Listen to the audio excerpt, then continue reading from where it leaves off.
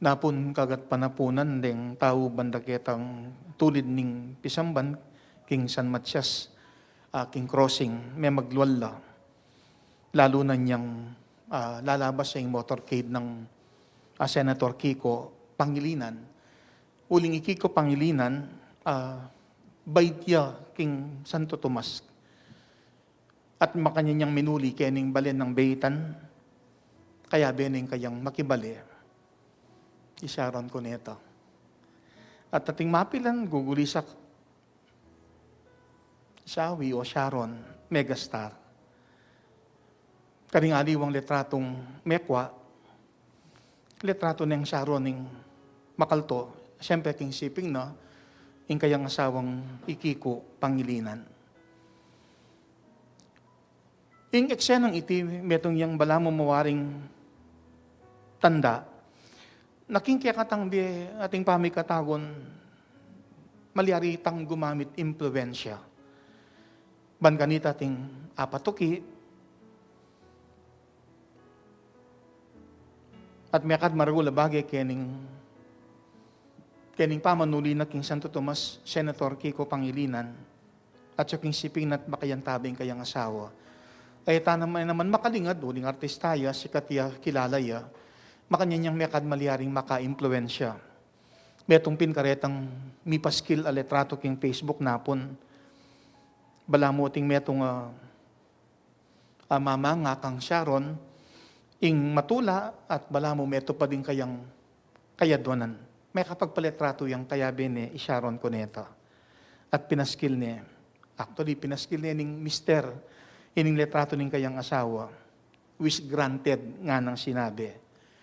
Ini mekad nga kupin, mapaliharing isipan ko't buringganak na niyang panahon na ating metong taong minanga kang Sharon, mapaliharing pati itang kayang urod pakyapusan o nung nanong imala na susulod na. Ang kupin, itang impluensya ning metong artista, king bena ning metong mamanga kaya, maliari yung maging dalan ban kanita, apatukyan niya, ing metong metong karing fans ning metong artista. Mekading kutang kaya katamo kaniting kapag masasyan, nino kaya itang awsan tamong significant other o others, king betamo, ang maliaring maka-impluensya kaya katamo. Nung lawen tayong may basang ebanghelyo, o ini ing metong karing alagad na ning Ginoo, ing alagad ng pakamalan, iwan. As sinabi kang Jesus, Maestro, may nakit kang taong papalwal demonyo king lagyo mo. Binawal miya, uling etaya kayabe. Pisyag ning Ginoo ing kayang kapagnasan. Eye babawalan, uling nino mang darapat malaking lagyo ko, makapagsalitang laban kanako. Uling nino mang laban kaya katamo, para kaya katamo ya. Panwalan ko, ing kwento king ebanghelyo, metong yung masanting pamikatagon, karing alagad ning Ginoo, lalo na kang wan, ing alagad pakamalan ning Ginoo. Ing tikyan ding Ginoo, kening kayong kapagnasan, na dinanla namang pamikatagon ding aliwaban kanita, gamitan ing lagyo ning Ginoo, at makanyang makasawop karing aliwa. At tutupin naman king biyan ng San Juan, ating metong atawong tinuki kaya, at king aldong iti magfiestaya, isan Policarpio. Paulin ng Juan, may konverti yaking kasalpantayanan, isan Policarpio. At may kadmakanyang medinan pamikatagon, isan Policarpio, bantukyane, iwan ebanghelista, ingalagada pakamala ng Ginoo, aking banantauli, ing tikyanan San Policarpio, aliwa mo isan Juan, nune pati na ing Ginoo, yang kayang tikyan.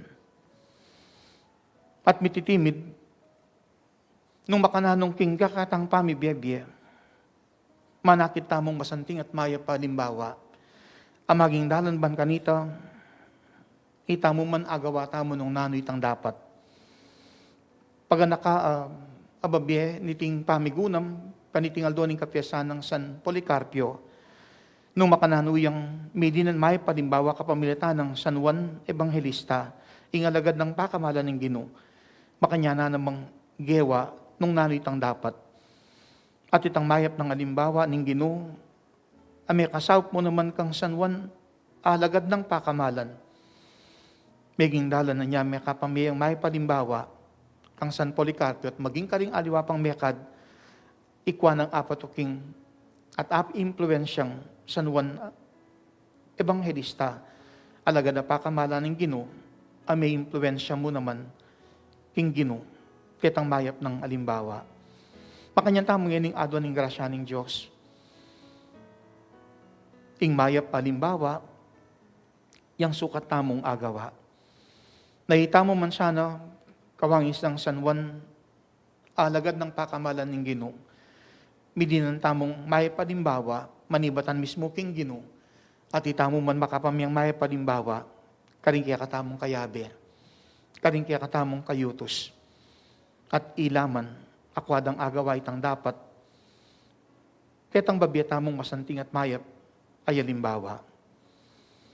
Panagkatababian na kaya katamong niting pamigunam, kaniting kapag masasyaning kapiyasan ng San Policarpio, mayap alimbawa, yang sukatang agawa, agyang eman malagwa, sopan la ring aliwa.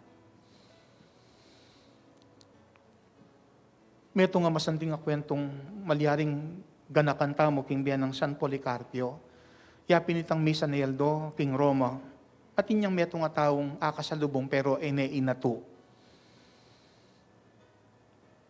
At imarsyon metong heretiko, lepitane, San Policarpio. Mo ko kilala nga ng mengutang. Kilala ra ka nga ng sinabing San Policarpio. Ikay mo muna ng anak, Satanas.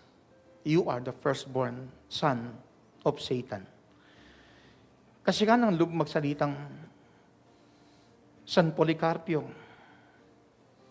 At may kadketang pisyag ng katutuan. May nalakaran niya mo.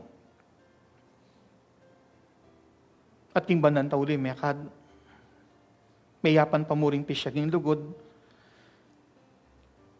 Lugod na kinilala ng San Juan, akayang tikyan. Apisyag naning Ginoo. At nung makanano yung mididinan pamikatago ng metong at metong, makirake, mag-isa metong, king misyon aging panana ng Ginoo.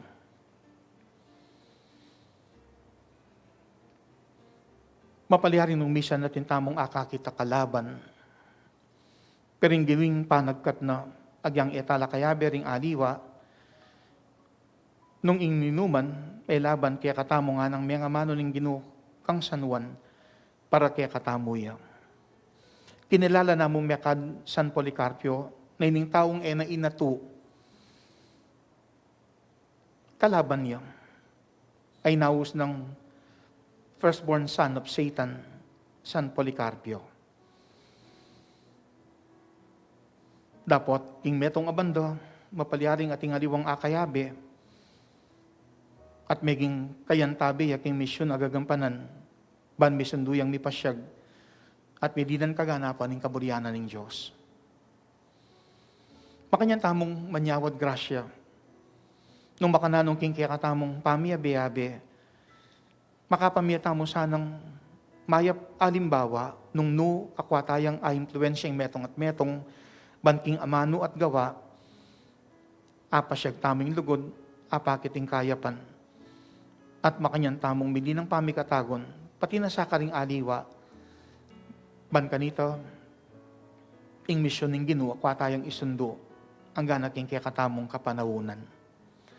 Mekado yun yung sangkano ba't adon tamo naman ng grasyang pakayap banmidi ng tapang sa patapanawon at makanyang tamong maging kasametong king pamipasya king mayap ng balita ng Ginoo. Uling itang misyon na dapat tapang gampanan makapatungkulya. Mo ketang pansarili tamong kapakanan.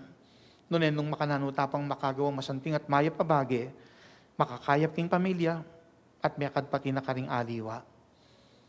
Kaburyanan ng Ginoo, ingitamo mo pakikwa ng itabi ing mga rok espiritu, king kayang lagyo. Ngunit dinantala namang pamikatagon ng aliwa, akwa mo naman sanang influensya at apatuki, Ban kanita ketang mayap tamong alimbawa, itang mayap, yamo naman yung karelang agawa. Nung makananong itamo man mekad, ating taong meka impluensya kaya katamo. Yanong nanuman itang masanting at mahitamong agawa, king sahop daring adiwa, makanyan tamong yaning pasalamat kaniting misang yampang, nung makananong mekad, pasalamat siya naman isan Policarpio, at ating taong meka impluensya kayo, kapamilatan ng San Juan Evangelista, a-impluensya na naman ng Ginoo, anting alagad ng pakamalan. Makanyan tamo sanang midinan pamikatagon, makagawa mo namang mayap abage, ban ating taong a-impluensya, at makanyan tamong mamimayap palimbawa, ban iti, karela mo namang agawa. Pabiene niting kapag masusyan ining misadyang pabakalayamano anting paganaka, ing mayap palimbawa, yang sukat tamong agawa. Panagkatsiyang tanaga, ing misadya naman, asana king grasya ning Diyos, akwa tamong pakibatan. Mayap palimbawa, yang sukat tang agawa, agang yaman malagwa, sopan la ring aliwa.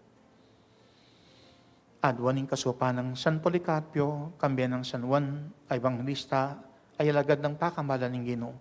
Banting ba ng tauli, ing ginutang Jesucristo, yang maka-impluensya kaya katamo, at makanyan tamong midinan pamikatagon, banitang dapat, yang kaya katamong agawa. San Policarpio, ipanalangin mo kami. San Juan Evangelista, ingalagad ang pakamalan ng Ginoo, ipanalangin mo kami.